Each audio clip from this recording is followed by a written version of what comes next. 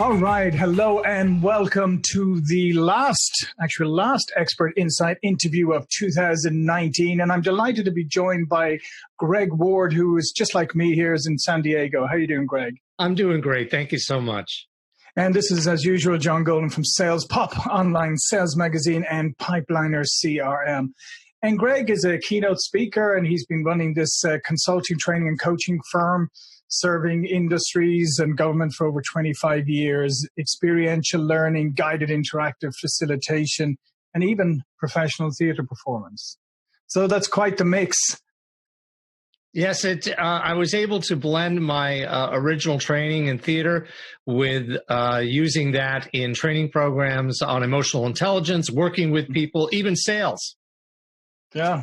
And that's what we're here to talk about today, is how to become a trusted and respected advisor for life. Okay, so Gregg, so we always hear, people talk about, I want to become that trusted advisor. And trusted advisor has always been held up as this holy grail for salespeople and all that. And to be honest, I don't think a lot of people really know what that means to begin with. And I don't think they know how to quantify when they have actually become a trusted advisor.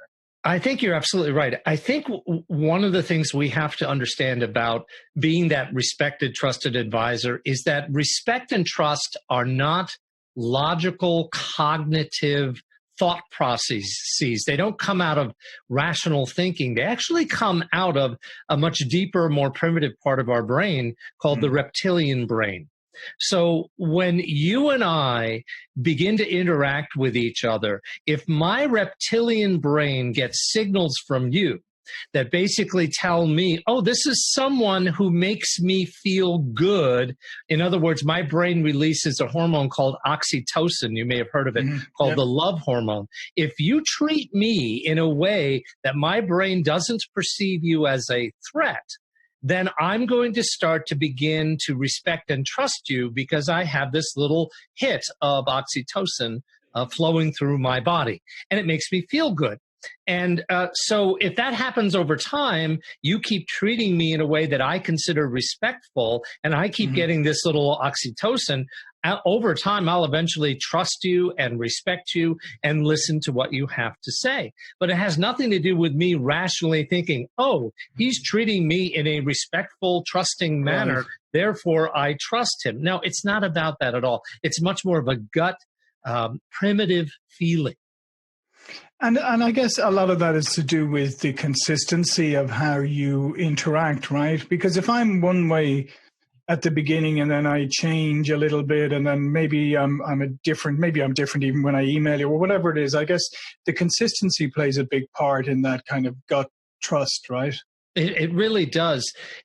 I think the most important thing for people who do what we do, and as much as I'm a consultant, an advisor, an executive coach, I have to sell my services every single day.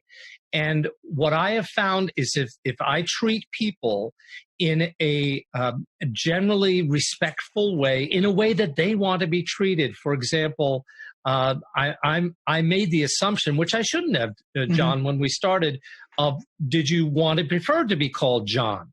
You may not prefer to be called John. You may prefer to be called by your last name or some other moniker. I should have asked you, and that would have been me showing you respect in a way that you would say to yourself, he cares about how I care about being addressed. So that's a tiny little thing that I could keep doing and checking in with you. Is this okay with you, John? And do I have your permission to go here? And so on and so forth. If I keep doing these little tiny things that demonstrate to you that I'm interested in you and I value what you value and I'm willing to hear what your needs are and what you want from me, then you are much more likely over time to trust me. And of course, you're right. I have to do this on a consistent basis. And I think you bring up a couple of interesting points here that I wanted to focus in on, because I believe very strongly in this idea of being polite and respectful and mannerly. And I think that, unfortunately, we live in this culture now where being overly familiar, being really casual, being all of this stuff it's being promoted as, oh, that's the way you want to communicate people. Right. So like the first time I write to you, I don't even know you, and it's be like, hey, Gregg, you know, blah, blah. And for me, it's just nobody's ever going to, or they're going to start off at a deficit with me, to be honest, when they start with that. Because I mean, I look at it as, would I walk up to you in the street, never having met you before, and just start, hey, Gregg, yeah, you know, and be all, I wouldn't, obviously. I'd freak out. I'm like, what? Who is this guy? Yeah, exactly. You'd be saying, oh my goodness. Yeah. But yet people have latched onto this, and everybody is like, and when I even correct people and say, no, don't be that familiar from the get-go, be much more formal and respectful, that they like look at me as if I'm a dinosaur. Right. I think the watchword we heard over the past 10 or 15 years is being authentic. Mm-hmm. And that's a trap. I call it the authenticity trap, because which authentic self are we going to be? That unconscious kind of rude, kind of just sort of informal kind of self? Is that who we're going to be? Or are we going to be our best authentic selves? The ones that are respectful, the ones that give people their space, the ones that don't touch us when we don't want to be touched. Yeah. What is our best authentic self? So when people say, oh, just be yourself, you have to be careful. You have to be your best self. And that means treating people in a way that they consider respectful.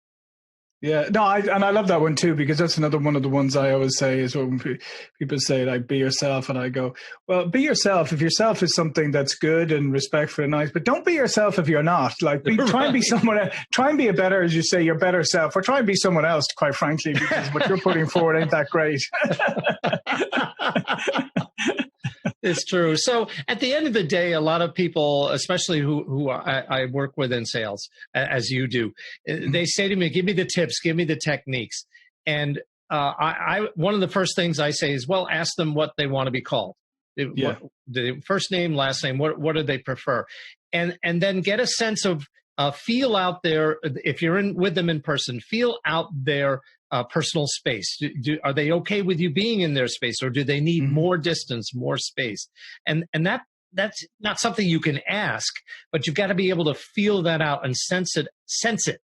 And so that's a level of emotional intelligence that I think all people involved in sales have to have, is just turn on those six senses, turn on the radar, and try to get a sense of what's going on with your person. Look at their eyes, look at their face, listen to what they say, listen to the tones in their voice, and try to, they say imitate those. And I know that imitation can be considered somewhat unflattering. But when I say imitate it, if someone is being overly reticent with you, well, take that as a cue. Maybe they're feeling intimidated by you, so pull back. Or if they're being overly aggressive with you, that's likely you've been too aggressive, and so they're pushing back against you. So there's this sense you have to turn the switch on of how to read and sense what's going on with other people. Because if you don't, if you just start parroting your stuff and going into your pitch, it's just like the used car salesman. After a while, people just turn off and they say, screw it, I don't trust this guy, I'm out of here. Yeah, no, and I think that's again. I think it's a great point to go that you're saying here about really listening and understanding and observing people, because I think we've gotten away from observing people. We've certainly got away from listening, and I think well, I mean, I think we have. That's so true. It's so easy now for we've become so used to just reacting that we don't really listen anymore. But another interesting point there is. Also with communication, I mean, it's respectful to communicate to the person how they want to be communicated to. I had a great example. Somebody told me recently they were doing a ride along with the salesperson, and the salesperson got a text from their prospect, right? And the prospect just asked a quick question in the text. Instead of texting them back, the salesperson immediately called them. And it turned out that person didn't want to be called. They wanted them to reply with the text. It was a simple question. They didn't want to call. They just wanted, and he turned kind of to the salesperson and said, look what you just did there. The person just gave you a cue how they wanted to be communicated with, and you decided that you were going to communicate with them a different way. Yep. And probably that little mistake Hmm. at least made it much harder for them to go forward with that relationship, or possibly that was the end of it altogether. Yeah, and I think to your point, I mean, it's easy to ask permission. He could what the person could easily have done is saying, "Here's the answer. Would you like me to call you to discuss it further, or is this enough?" Right? Yeah, there you go. Beautiful. That's an easy way to handle it, and it's respectful. Yeah, and then you get the opportunity. The person might say, "Oh, okay, no, actually, you can give me a call." But again, like you were saying, with the if you're not reading the person, if you're being too much of something or too little of something, you're gonna engender a reaction, right? Long time ago, I had a financial advisor who I no longer work with. His advice wasn't particularly bad. It's just that every time he over contacted me. He over communicated. He was always connecting with me on my birthday and my anniversary and things like that. And I get it that he was trying to keep a strong relationship, but in all honesty, I never ever felt that he had my best interests at heart. I Hmm. think he had his own best interests at heart, and that's essentially why I let him go. Yeah, and it gave you the sense, I'll bet it gave you the sense that you were just popping up on his tickler list. Oh, Greg's birthday, better send him something or whatever. And and that just makes you feel like, yeah, you're just another one you're just in a process and that's it. Right. That's exactly right. And I gave him a lot of business. And after a while, Hmm. at the end, I just said, I just don't honestly think you're in it for me. You're in it for you first, and then you're in it for me. And he kept denying that was true. And maybe it wasn't true, but I Hmm. felt it. Yeah. That's how I felt. So no matter what he could have said or done, my mind was made up. I had unconsciously become biased against him until it became conscious, and I realized I don't want to work with this person anymore. So, what are some of the ways that you can tell that you are starting to become a trusted advisor and a respected, trusted advisor? How can you tell that the process is heading in the right direction? When they're asking for your help, Hmm. when they're turning to you, rather than you always asking the question, they're turning around and saying to you, well, this is something that's on my mind. Do you have some thoughts on this? Can you give me your advice? Can you give me your recommendation? That is truly when you can say, okay, I now have someone who feels like they trust me because they're seeking out my advice. Now, I've had many clients, as I'm sure you have, who are seeking out free advice and free consultations. And you know what? I'm okay with that. I give it. I Hmm. give it anyway. And I just prefaced it. I said, this is free advice. It may work for you. It may not. I'm happy to give my recommendation. I'm happy to give my advice. And that's fine. I come from a place of abundance. Yes. I feel that giving to others, giving of my expertise, giving of my advice, regardless of whether or not they're a client, regardless of ability to pay, will come back to me in a good way. I don't believe that the work I do is transactional and you have to give me something because I give you something.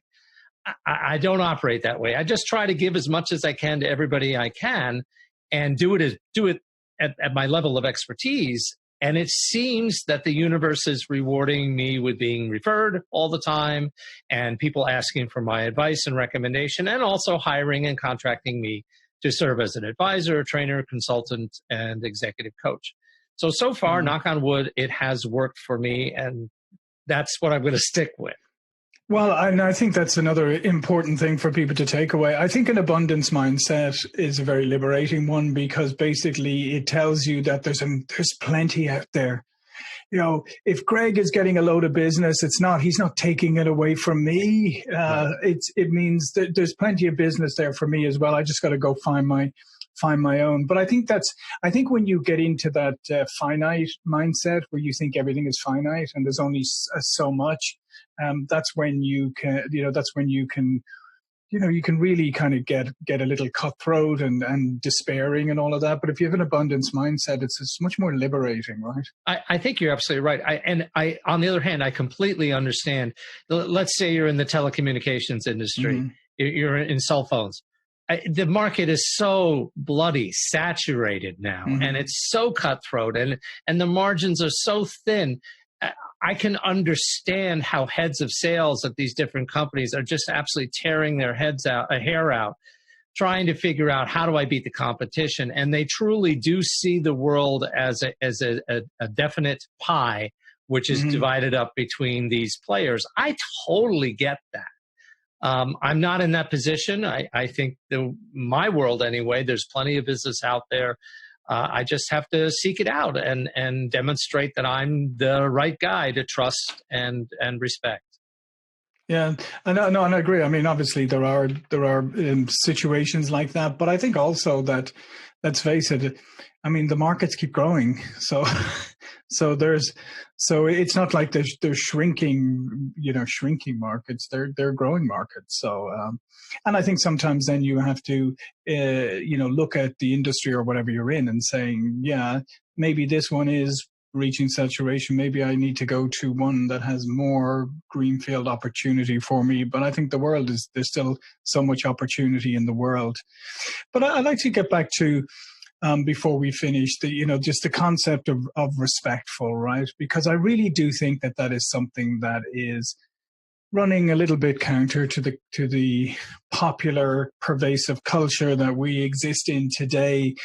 So why do you think being respectful is so critically important? And if people were to adopt one thing in 2020, what do you think a return to being more respectful could do for them? Well, I think it's a wonderful question, and thank you for asking.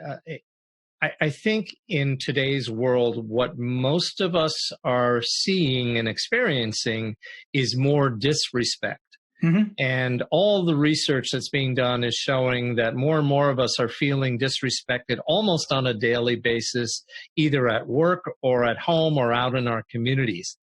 So what the research also tells us is that if you treat people in ways that they consider respectful, respect is infectious, and they will return the respect towards you, and they will also return it towards others. It's the altruism concept. There's been a lot of research done, and there's an old parable about if you're in line and you see a homeless person, and the person in the car in front of you gives that homeless person a donation of some kind, you are actually more likely to give that person a donation as well. So altruism is infectious, and so is respect. And so if there's one thing I would want to encourage people to do is dial it back. Dial back on the aggressiveness. Dial back on the disrespect. I know we're being bombarded by disrespect daily. It's coming from the media and from our family and from politicians and so on and so forth. Take a deep breath. Take a deep breath. What does it hurt you to treat people a little bit more respectfully than you normally do? What does it hurt? It actually helps. You'll feel better. They'll feel better. A simple hello, how are you, and meaning it. A simple, I hope you have a good day. I hope you feel better. I wish you and your family the best. Those little things, what I call regular respect, I don't see enough of these days. Or people do it in an offhand kind of flip way. They just say, have a good day. And they don't really mean it. But sometimes if you say it like you mean it, it will mean the world of difference to the person on the receiving end. So that's what I'm recommending people do. Just dial up the respect and dial back the disrespect. And I think, and to be honest, as unfortunate as this is, I think if you do that, and particularly, I mean, you should do that anyway in your life. But if in sales you do that, it's unfortunate that you're going to stand out. You're going to stand out immediately, and you're going to look a little bit different. So even from that point of view, but it's the right thing to do. But it's also going to make you stand out. And the other thing I would just say too, on the flip side, to prospects, to people who salespeople contact, right? Just if there's one thing that I would implore you to do in 2020 is if you're not going to purchase from somebody, tell them. Just tell them. Just reply to that last email and say, it's not a good fit right now, but just don't do this thing where you go silent and leave that poor salesperson leaving you messages and emails and then telling their boss, I don't know, they've gone quiet on me. Just tell them the truth. I agree with you 100%. I can't tell you how many times I put in tons of hours on a proposal and then heard nothing back, absolutely nothing. I'll follow up with a few emails and phone calls and then hear nothing back. And it's like, really? You don't have time, or is it that you just don't want to say? And it's not that hard. I'm sure you get this all the time, John. People on LinkedIn, they want to connect with me and tell me how they can optimize my SEO and all this kind of stuff. I always reply. I say, thank you for the opportunity to connect.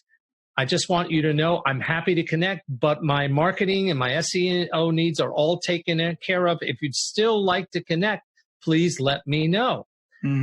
I do that regardless of who it is. Sometimes it's takes a lot of time. I get 2 or 3 a day sometimes, but I feel better for it. I feel like I've been respectful. And oddly enough, once in a while, the person comes back and says, thank you for letting me know, Greg. Yes, I'd like to connect anyway, if that's okay with you. And then we have a mutually respectful relationship, whereas the other way, no one's served.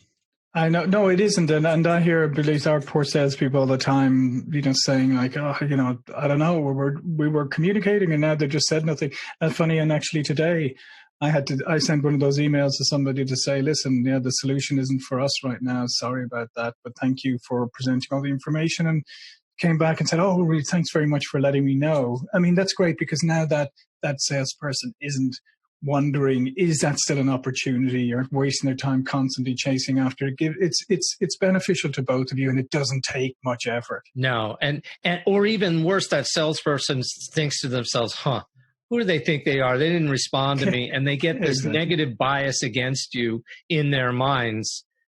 So what does it take to just respond? If you're so darn busy, then you probably have an assistant. Ask your assistant to respond. Exactly. So let's end on this one. Let's dial up the respect on the sales side. Let's dial up the respect on the buyer side, and life will be beautiful. Absolutely. I love it. Thank you, John. Okay. Well, before we go, Greg, you tell people a little bit more about yourself and what you do. And obviously you have a few books out as well.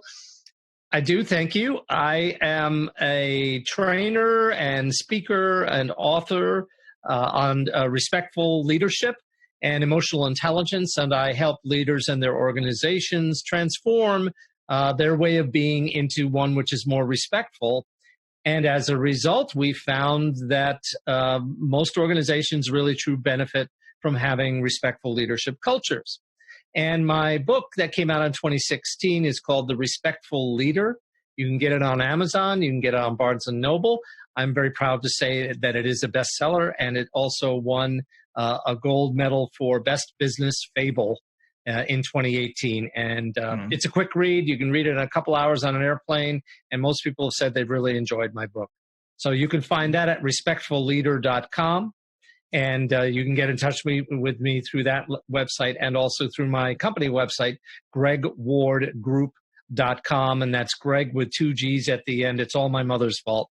Gregg Ward, W-A-R-D, group.com. Thanks again, John.